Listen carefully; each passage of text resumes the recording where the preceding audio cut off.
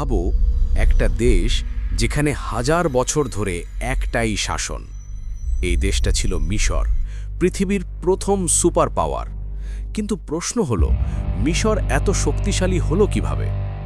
৫,০০০ বছর আগে দুনিয়ার সবচেয়ে দামি জিনিস ছিল শুধু পানি, আর সেই পানি সবচেয়ে বেশি ছিল এক জায়গায়, নাইল নদীর পাশে।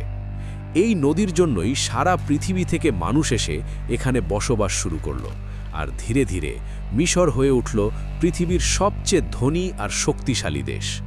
তারপর একদিন একজন রাজা পুরো মিশরকে এক করল, এবং শুরু হলো ইতিহাসের প্রথম রাজত্ব। কিন্তু এখানেই শেষ না। হাজার বছর ক্ষমতায় থাকার পর ফিরাউনরা বিশ্বাস করতে শুরু করল তারা শুধু রাজা না, তারা খোদা। তারা এমন এক নিয়ম বানালো, তুমি যদি ফিরাউনের গোলাম না হও তাহলে জান্নাতও পাবে না। এভাবেই পুরো মিশর ফিরাউনের ইবাদত শুরু করল।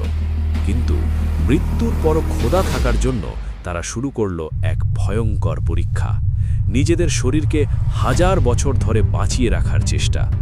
এইভাবেই জন্ম নিল মমি, আর সেই মমির উপর তৈরি হলো বিশাল বিশাল পিরামিড, যা আজও দুনিয়ার সবচেয়ে রহস্যময় জিনিস।